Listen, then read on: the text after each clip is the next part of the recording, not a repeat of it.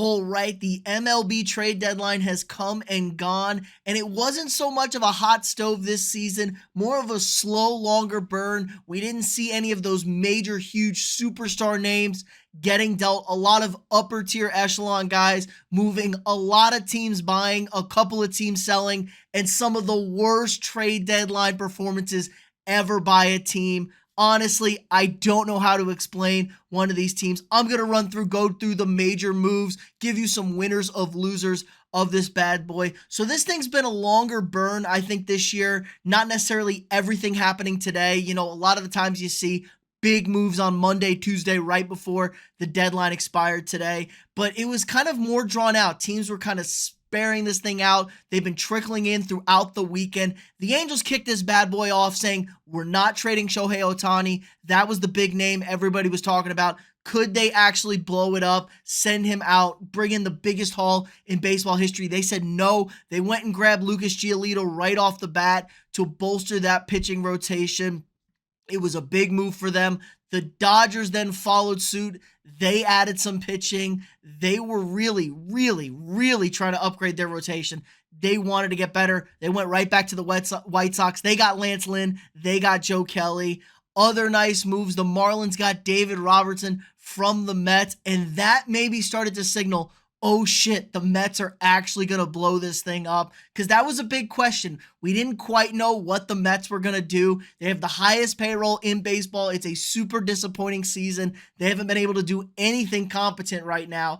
And it was like, are they actually going to sell off? And Steve Cohen said, screw it. He learned the hard way. You can't just buy a baseball team and win. They had a great start to last season. They folded down the stretch, as the Mets always do. They were a total disappointment this year. They sold off all their old expensive arms, and now they've put themselves into 2025, 2026 range. They talk about not good for them whatsoever. So like I said, slow trickles. Astros acquire Kendall Graveman again to bolster their bullpen. It was the same kind of teams. The Cubs were a very interesting team. They were a team that has a couple of big names, Marcus Stroman, Cody Bellinger having monster seasons, but the team had not been good. But then a fantastic July really changed their fortunes. They said they're going to go for it. They didn't sell off. They're sitting right there a few games back in the wild card. They're at 500 after being 10 games below 500. Pretty impressive to claw their way back. The question is, can they keep it up? Did they screw this thing up by not selling and possibly picking up some prospects for their team? But hey, man, if you want to go for it, you got to go for it. Then the Mets adamant. They're getting rid of it. Max Scherzer to the Rangers was the big one from this weekend. He had to approve the trade. He approved the trade. I didn't necessarily get this move for the Rangers. I'll give it to the Rangers. They find themselves in first place in August for the first time since 2016. They're going for it. They've been spending money like crazy these past few off seasons to bring in guys. It's all starting to work, but they added a couple of starting pitchers. They added Scherzer. They added Jordan Montgomery from the St. Louis Cardinals, another team that was selling things off. And I just don't get this starting pitching rotation. They have starting pitching. Obviously, DeGrom's been out for 90% of the season, but they've had very strong starting pitching. It's the bullpen. They have the worst bullpen in baseball. They're absolutely atrocious. They can't keep these super massive leads they had. So I didn't love this approach from the Rangers. I know there wasn't necessarily superstar bullpen guys, a couple of teams within the division who had some bullpen arms. You don't necessarily see interdivision trades. You don't want to trade a guy to a team that's contending in your division and then have to see him and face him. You're never going to hear the end of it for fans. So I like that the Rangers went for it. They needed pitching. I just don't know if they added the right pitching. Scherzer's a big-time playoff arm. He hasn't had a good season. Frankly, nobody on the Mets has had a good season. But I just don't love this move. Maybe Montgomery comes out of the bullpen. He's had some experience there. They got some guys that they got to have to move over if they want to make this thing work. But they added Chapman a few weeks ago. He's fine. They just don't have anybody to close out games, and it's bitten them in the ass, especially against division rival Astros, who are nipping on their heels right now, just a half game back. So didn't love all that from the Rangers. Speaking of the Cardinals, they didn't really kind of fully blow things up. They traded a few guys, but none of their core guys. Nolan Arenado was a guy that you heard rumblings about. Could he be on the move? Everybody needs a gold glove, platinum glove third baseman out there who can hit on top of it. So I didn't love that. The Braves added some depth. They added a nice bullpen piece in Brad Hand, which who would have thought the Braves, the best team in baseball, they just got a little bit better. It's hard to keep up with that Braves offense. If they can tighten down that bullpen just a little bit better, really makes them a really, really tough team out of the National League. Blue Jays picked up Jordan Hicks from the Cardinals, a nice bullpen arm. The Blue Jays need pitching. They haven't been hitting as good as we expected them to, but they need pitching. They got to help things out. Angels fully in. They added the pitching, then they added some offense because they were hot right out of the break with Ohtani, or coming down this past week. They won 4 in a row. It was like, oh my God, Ohtani's going to hit 57 home runs in the second 2 months of the season. He was on fire. We're going for it. We're re-energized. Then they cooled off a little bit. I like the pickup of CJ Cron. He's a big-time bat. He's a power bat to help try and protect Ohtani until Mike Trout gets back. I mean, Ohtani's really the only lefty bopper in that lineup, but you just need guys around him to protect him. He was intentionally walked a ton this past weekend, the most in his career. I think it was tied for the most in Angels franchise history with 3 intentional passes or 5 intentional passes in 3 games. So he needs protection in that lineup. You just can't pitch to the guy. He hits everything. Don't pitch to him if nobody else can hit. So I like that move from the Angels. They're going for it. It's going to end up hurting them in the long run. I don't see them making the postseason. And even if they do, I doubt they go on any serious run. And they're going to lose Ohtani for nothing. But then again, you're never going to be blamed as the guy who traded maybe the greatest player ever in the history of baseball. Rays really needing help in the rotation. They've had the worst record in baseball since June. They started out insanely hot, 30-9, one of the best starts ever, and they've been abysmal. They had like 8 wins in the month of July. That was bad after beating the Yankees last night. They added Aaron Savale from the Guardians. Good starter, having a good year, missed 2 months.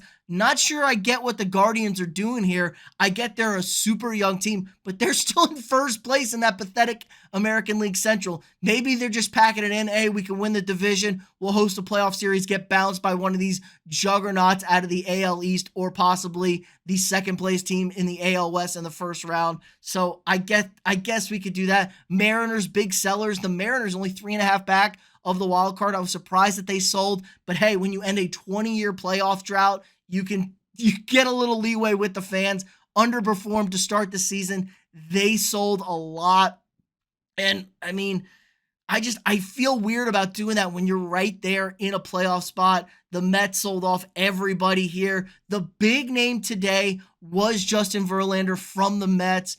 He's heading back to the Astros. Who would have guessed? That's an elite jersey edit right there. I'm amazed how good photoshopping is. That was my number one concern, and they're going to be my number one winner from the trade deadline.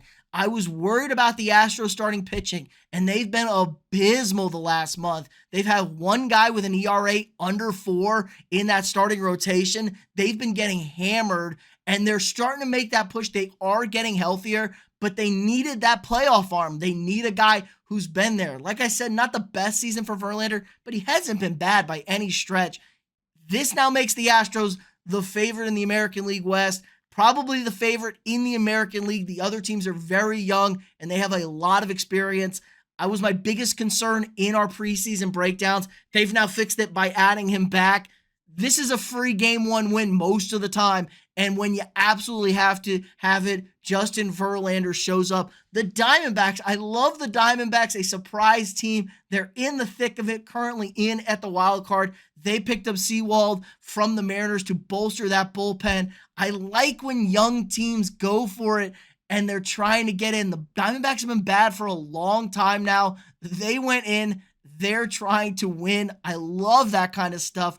I didn't get this one. The Padres buying here. They traded for Rich Hill and G-Man Choi from the Pirates. Now, none of these guys are really going to do much to your team, but I just don't get this. The Padres, you're not close, man. You're 5.5 back, I think, of a wild card. There's a million teams in front of you. The division is very good. 3 teams in your division better than you. It's been a disaster season for them, the 3rd highest payroll. Absolutely embarrassing. So I don't get this from the Padres. Huge head scratcher.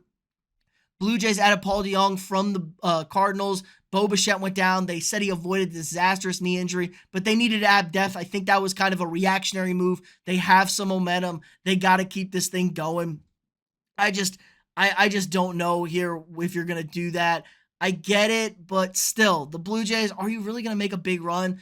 Eduardo Rodriguez killed a trade to the Dodgers at the gun. He had a 10-team no trade clause. He killed that at the gun. And that was kind of a big move right there because the Dodgers, again, they need starting pitching. The White Sox, Dylan Cease staying put. That was a little bit of surprise. I'm surprised they didn't do more selling off of their in the field guys. They traded some, but they didn't go bonkers. I thought I would see guys like, I don't know, Tim Anderson, Eloy Jimenez, Luis Robert. I mean, guys like that, I would think you would see out. Jake Berger to the Marlins was a guy that left. He's been a bopper for them. Like, he's the only guy that's been mashing for high power, high stuff. Doesn't hit for good average, but he hits for a lot of pop. The Marlins needed that. That's a team with a lot of contact and not much pop all the time. So the Marlins, another team going for that. Interesting. But let's just take a look here at the standings here. You see the teams going for it. The Red Sox, they didn't do much. They added a little bit here.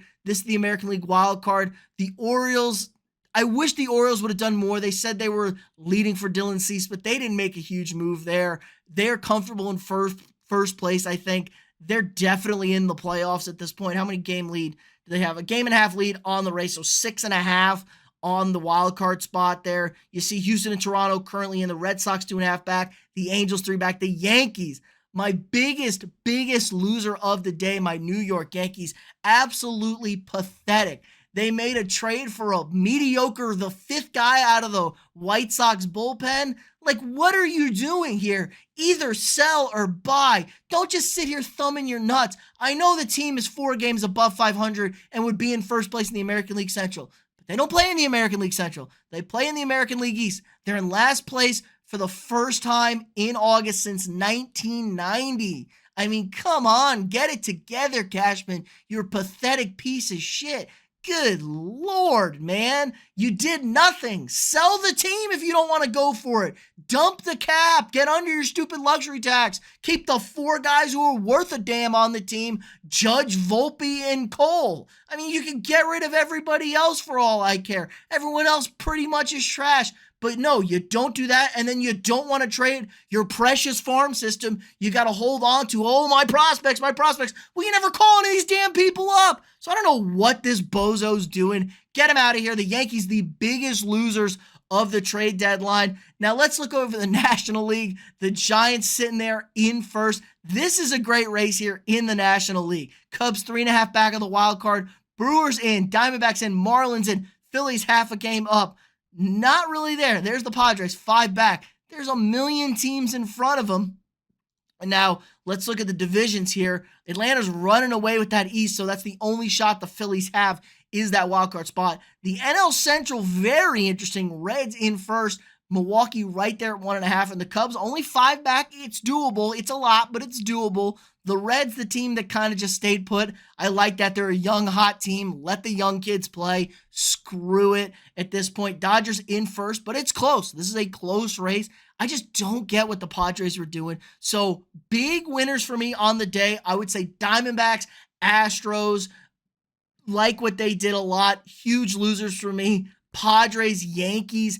I don't know what you're doing there. I'll even say the winners, White Sox, Mets. I'm okay if you sell. Commit to it. Sell the team. Now, if you're a Mets fan, the season as a whole is a loser, but I like that they sold at the deadline to try and get things right. Texas, kind of a question mark. I like that they went for it. I just don't love the moves they made. But yeah, lots of fun stuff. It should be a fun road down the stretch. There's 2 months of baseball left to be played. So let me know what you guys think in the comments below. Who were your big winners? Who were your big losers from the trade deadline? Like this video, subscribe to the channel if you're not already, share this video with your friends, and I'll see y'all tomorrow.